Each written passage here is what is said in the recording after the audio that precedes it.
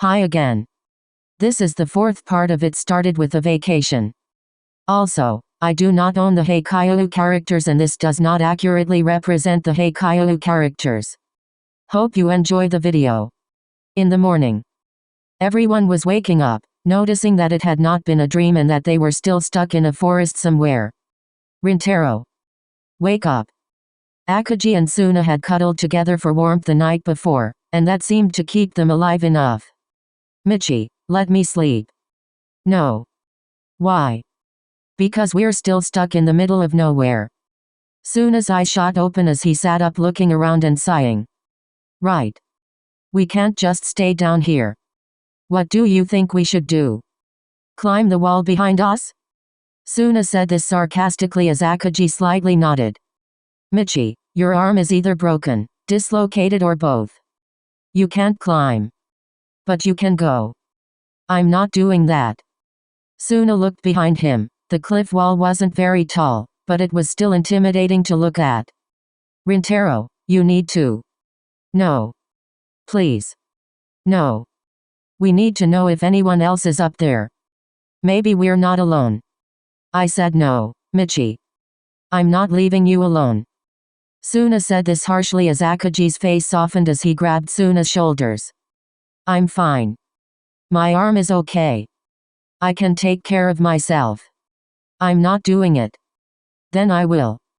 Akagi shrugged as he got up and started walking towards the cliff wall. Michi. No. If you're not going to do it, I will.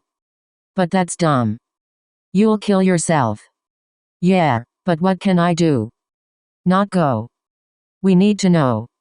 Why? Because those are the people we care about. They could be dying up there. Do you hear what I'm saying? Atsumu, Sakuatsu, Matoya and Osamu could be dead. Are you really that selfish to only be thinking about yourself? That's not true. I'm more concerned of the person who is with me and alive. Well, I'm not going anywhere. Then don't. Suna got up as he looked at the cliff wall and then back at Akagi. I don't wanna leave you. I'll be here the whole time. I promise. Nothing will happen to me. Okay, I'll go. Suna shook his head to stop his worrisome thoughts as he grabbed the cliff wall and started his trek upwards. Talk to me, Michi. You remember that Halloween where you went as the dragon with Atsumu as the donkey? Yeah? Well, that's the night I first heard you were afraid of the dark. Ha. I thought that might be the case. I never thought you would be afraid of such a thing. What do you mean? I don't know. You seem to not care about most things like spiders or heights or small spaces. Yeah, 'cause they aren't scary. You can't see anything in the dark. It's like being helpless. I don't like it. Suna grabbed onto the wall again, realizing that he had made it almost halfway up the cliff. I never thought you would have such a common fear. I bet. What are you afraid of? Heights. What? Huh? Like, heights? Yeah. Like all heights? Yep. Why the hell were you going to climb a cliff? Because it was necessary. What about the plane ride? Scared to death. Michi. Don't scold me, I didn't tell anyone my fear. Not even Matoya knows. That's awful. Suna reached his hand out as he finally reached the top of the cliff. He pulled himself up quickly as he looked down below him. Akagi smiled. Go find the others. I'll be back. I know. Suna frowned but decided to do what he had climbed up there to do. He felt a bit of pain from his chest as he cringed and continued onwards. Mew? Atsumu? Sakuatsu? Komori? Meanwhile, at Atsumu and Komori's landing spot. You've got a fever. That's a good thing though, right? Atsumu was shivering under some clothes with pale skin and huge under-eye bags. The previous night they were able to wrap Atsumu's wound. Yeah. My body's fighting an infection? Usually that's what a fever is for. I just don't know if your body can take it right now. What do you mean? Nothing.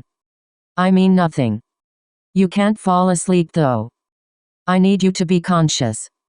K. Why? Just in case. Don't worry, I'll be staying awake with you. That's good. Tsumu, you need to stay. I'm not going anywhere. I know. Me neither. Almost like we're stranded. Almost.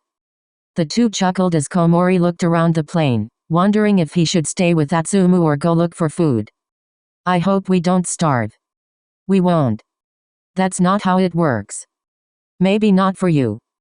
Tsumu, seriously? My body needs more calories to keep me alive. Well then I guess you'll starve. Go get food. Fine. Komori clicked his tongue at Atsumu as he jumped off the plane and back into the water. I hate this stuff. Well, it seemed to like you a lot when you were drowning. Whatever. Komori held his chest, remembering that most of the night he had been coughing up water. I'll be right back. If you have to kill something, do it before you come back. You're still yourself, I see. Of course. Komori shook his head as he waded through the water towards the opposite side of the water he had been on the day before. I wish I knew about berries and edible plants. Komori walked around as he tried to find something he knew was edible before he had to set up a trap. Komori? Komori jumped as he immediately looked around him, seeing no one. I'm going crazy. That's it. I'm insane. Okay, set up a trap and then head out. Before I lose my whole mind. Komori said this to himself as he found some branches around him and some vines he could fix into a trap. Mew?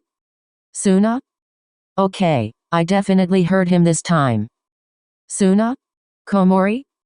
Suna. Komori stood up, finished with his trap, hearing distant footsteps coming towards him. Holy shit. You're alive. Yep. So are you? Komori watched as Suna emerged from behind a tree with his large cut still bleeding through his shirt. Yeah. It's not deep. Is Michinori alive? Yes. We both survived the crash somehow. What about Sakusa, Atsumu, and Mew? Atsumu's alive and in the middle part of the plane just behind me a little bit. Thank goodness. Anne. I don't know, Suna. Suna closed his eyes sadly as he tried his best to calm down his yelling thoughts. Where's Michinori? He hurt his arm badly so he couldn't climb up the cliff. Cliff? Yeah. I'm sure you saw the explosion. I did, I just thought you were far away. I wish. So what now? I don't know. Okay, we could go looking for Samu and Kiyumi. We should. Both of them knew that this wasn't a good option since they had Atsumu mortally injured in the plane and Akaji now alone down a cliff. But. Michinori. And Atsumu. They felt guilty for not wanting to search for their other loved ones. We could. Yeah. Or. We could pull Akaji up from the cliff and go from there. That sounds good. Yeah. They started their way back to the plane as they walked in silence. With Sakusa and Osamu. Your back seems to be doing better. It doesn't feel like it. Osamu was still laying on the couch, back turned towards the sky as Sakusa applied more ointment to it. Can you move? I could try. Osamu adjusted himself a little on the couch as he felt loads of tiny sparks of his pain throughout his whole body. He cringed in pain as Sakusa got his answer. Why did it get worse? I'm not in shock. And I don't have adrenaline.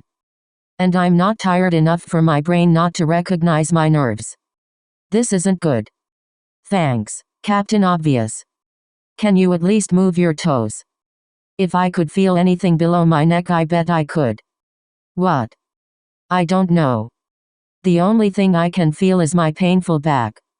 That's it? Yep. Okay. Sakusa sighed as he sat by Osamu's head, lifting and placing Osamu's head on his lap. I finished the SOS signal. That's good. I should start a fire soon. Do it away from the SOS or else you'll cover it. Right. You could actually do it right in front of us. That's true. We're going to be all right? Yeah. We'll be fine. We did everything we could. The others though. Let's be hopeful and say they're alive. I doubt. Hope, Sakusa, hope. It's dumb in these situations. But necessary for these situations. Fine. I'll have hope. Good. I should start the fire. Yeah, but can you stay here just a little bit longer? Osamu moved his head closer to Sakusa as Sakusa sighed and pet his head for a little bit. He waited for Osamu to fall back asleep and then went and made the fire. With Akagi. I really hope he found someone. Akagi sat down against the cliffside as he smiled. This is fine. I'm good. So good, I don't even need to comfort myself. I don't mind being alone. Not at all. Akagi shook his head as he realized he might not like being alone. Well, hopefully Rintaro finds someone to help me up. Otherwise I'll climb up myself. Maybe he got eaten. I doubt it. Mostly. Location, 3 kilometers. No, found. Akagi jumped as he heard some static noise start coming out of the burnt-up plane. What the hell? No, where? Fell. No, fire. Is someone there? Akagi made his way closer to the plane, looking inside to see if the pilot was still alive, but instead he just saw that the door was away from the cockpit. Round. Found. Help. Sure. I wish you could form full sentences. No one found. Not that one. Akagi slid into the cockpit as he looked around for the walkie-talkie that had to be making the noise. Where are you? Coordinates. Last recorded. No survivors. Survivors. There are. Akagi finally found the semi-melted walkie-talkie as he quickly picked up, hoping it would work. Hello? One last round. Over. Please work. Work. Akagi pressed down a button he thought may help them. There are survivors. Control? Did you hear that? Over. There are survivors. For what? Over. The plane crash. The one that was last recorded over the sea. Over. I have no idea. But we're in a forest. The land does have a forest. How many survivors? Over. I don't know. Maybe 6. At least 2. Okay, we'll send some rescuers to search the forest. Over. Thank you. You're lucky. We thought the plane crashed into the water and sank. Over. Please come help us. We will. Over. Over. They were going to be saved. Hope you enjoyed the video. The next video will be the next part of Meet Your Sin. I have a TikTok. I do fun little videos drawing the Haikyuu next generation and Haikyuu ships, so if you'd like to see those. I have a Discord server. You can join with the link in the description below. If you'd like to support me, and maybe buy me a coffee to keep me awake for my late night editing sessions, there is a link in the description below. Everything said before will be linked in the description below. Thank you so much for watching and thank you for your support.